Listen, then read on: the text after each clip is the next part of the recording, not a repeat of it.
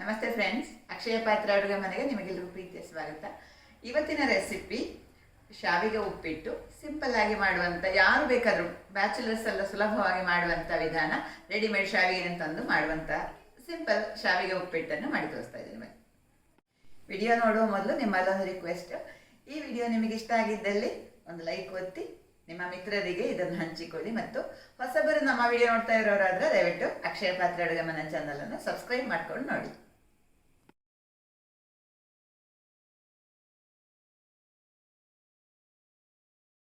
ಇವತ್ತು ರೆಡಿಮೇಡ್ ಶಾವಿಗೆ ಉಪ್ಪಿಟ್ಟು ಮಾಡ್ತಾ ಇದ್ದೇನೆ. ಶಾವಿಗೆ ರೋಸ್ಟೆಡ್ ಇದು 1 ಕಪ್ ತಗೊಂಡಿದ್ದೇನೆ. ಅದರ ಜೊತೆಗೆ ಬಟಾಣಿ, ಆಮೇಲೆ ಒಂದಷ್ಟು ತರಕಾರಿಗಳು, ಈರುಳ್ಳಿ, ಕ್ಯಾಪ್ಸಿಕಮ್, ಬೀನ್ಸು, ಕ್ಯಾರೆಟು, ಲಿಂಬೆಹುಳಿ, ಕೊತ್ತಂಬರಿ ಸೊಪ್ಪು, ಕರಿಬೇವು, ಒಂದು ಸ್ವಲ್ಪ ಗೇರು ಬೀಜ, ಮೆಣಸು, ಒಣಮೆಣಸು, ಉದ್ದಿನಬೇಳೆ, ಕಡಲೆಬೇಳೆ, ಸಾಸಿವೆ, ಎಣ್ಣೆ, ತುಪ್ಪ, ಒಂದು ಸ್ವಲ್ಪ ಸಕ್ಕರೆ ಹಾಗೂ ರುಚಿಗೆ ತಕ್ಕಷ್ಟು ಉಪ್ಪನ್ನು ತಗೊಂಡಿದ್ದೇನೆ. ಇವುಗಳ ಜೊತೆಗೆ 1 ಕಪ್ ಕಾಯಿ ತುರಿ ಕೂಡ ತಗೊಂಡಿದ್ದೇನೆ. ಎಲ್ಲ ತರಕಾರಿಗಳನ್ನು ಹೆಚ್ಚಿಕೊಳ್ತೇನೆ.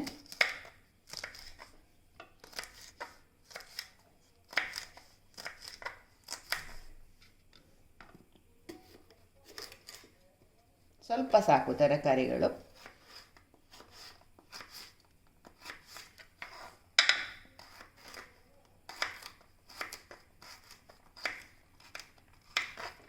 ಇದರ ಜೊತೆಗೆ ಸ್ವೀಟ್ ಕಾರ್ನ್ ಎಲ್ಲ ಕೂಡ ಸೇರಿಸ್ಕೊಳ್ಬೋದು.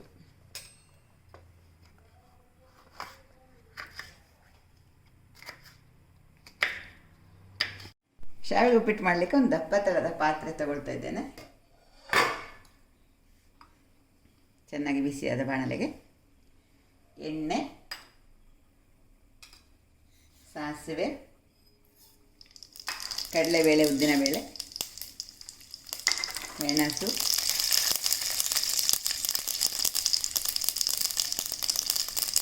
ಗೇರು ಬೀಜವನ್ನು ಈಗಲೇ ಹಾಕ್ತೇನೆ. ಬೇಕಾದರೆ ಹುರಿದು ಪ್ರತ್ಯೇಕವಾಗಿ ಇಟ್ಟು ಆಮೇಲೆ ಕೊನೆಯಲ್ಲಿ ಹಾಕ್ಕೊಳ್ಬೋದು.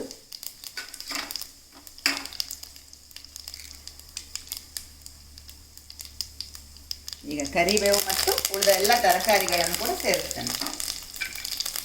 ಈರುಳ್ಳಿ, ತರಕಾರಿಗಳು ಎಲ್ಲವನ್ನು ಸೇರಿಸ್ತೇನೆ. ನಾನು ಬೇಗನೆ ಮಾಡುವಂಥ ವಿಧಾನವನ್ನೇ ತೋರಿಸ್ತಾ ಇದ್ದೇನೆ. ಹಾಗಾಗಿ ಇಲ್ಲಿ ಕುದಿಲಿಕ್ಕೆ ನೀರು ಇಟ್ಟಿದ್ದೇನೆ. ಇದನ್ನು ಎಲ್ಲ ರೆಡಿ ಆದಮೇಲೆ ಕುದಿಯುವ ನೀರನ್ನು ಹಾಕಿದರೆ ಬೇಗನೆ ಆಗ್ತದೆ ಅಂತ. ಎಳೆ ಬಟಾಣಿಯನ್ನು ಕೂಡ ಹಾಕ್ಕೊಳ್ತೇನೆ.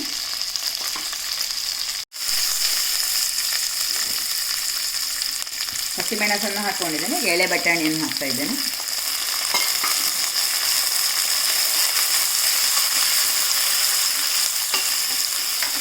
ಶಾವಿಗೆಯನ್ನು ಕೂಡ ಹಾಕ್ತಾ ಇದ್ದೇನೆ. ಇದು ರೋಸ್ಟೆಡ್ ಶಾವಿಗೆ ಆದರೂ ಒಂದು ಸ್ವಲ್ಪ ಈ ಥರ ಹಾಕಿ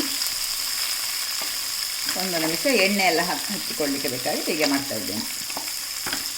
ಕುದಿಯುವ ನೀರಿಗೆ ಶಾವಿಗೆ ಹಾಕಿ ಬೇಯಿಸ್ಕೊಂಡು ಕೂಡ ಹಾಕ್ಕೊಳ್ಬೋದು, ಅಥವಾ ಈ ಥರ ರೋಸ್ಟ್ ಮಾಡಿ ಕುದಿಯುವ ನೀರನ್ನು ಹಾಕಿದರೂ ಮಾಡ್ಬೋದು. ಇದು ಸುಲಭ ಅಂತ ಈ ವಿಧಾನವನ್ನೇ ತೋರಿಸ್ತಾ ಇದ್ದೇನೆ.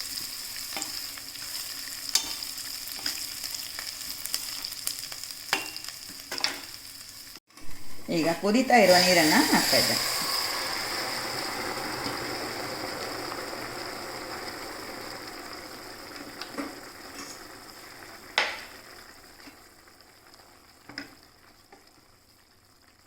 ಈಗ ಉಪ್ಪು ಮತ್ತು ಸಕ್ಕರೆ, ರುಚಿಗೆ ತಕ್ಕಷ್ಟು ಉಪ್ಪು, ಒಂದು ಅರ್ಧ ಸ್ಪೂನ್ ಆಗುವಷ್ಟು ಸಕ್ಕರೆ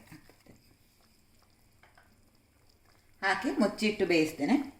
ದಪ್ಪ ತಳದ ಪಾತ್ರೆಯಲ್ಲಿ ಮಾಡೋದಾದರೆ ಸ್ವಲ್ಪ ನೀರು ಸಾಕಾಗ್ತದೆ. ಇದನ್ನು ತೆಳ್ಳಗಿನ ಬಾಣಲೆಯಲ್ಲಿ ಮಾಡೋದಾದರೆ ನೀರು ಸ್ವಲ್ಪ ಜಾಸ್ತಿ ಬೇಕಾಗ್ತದೆ.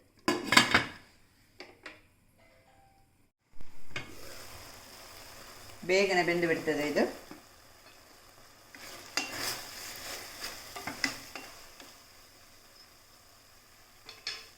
ಈಗ 1 ಚಮಚ ತುಪ್ಪ ಮತ್ತು ಕಾಯಿ ತುರಿಯನ್ನು ಸೇರಿಸ್ತಾ ಇದ್ದೇನೆ. ಕಾಯಿ ತುರಿ, ಆಮೇಲೆ ಕೊತ್ತಂಬರಿ ಸೊಪ್ಪು. ಇದು ನಿಮಗೆ ಸ್ವಲ್ಪ ಹಳದಿ ಬಣ್ಣಕ್ಕೆ ಕಾಣಬೇಕು ಅಂತಂದರೆ ಸ್ವಲ್ಪ ಅರಸಿನ ಪುಡಿಯನ್ನು ಕೂಡ ಸೇರಿಸ್ಕೊಳ್ಬೋದು.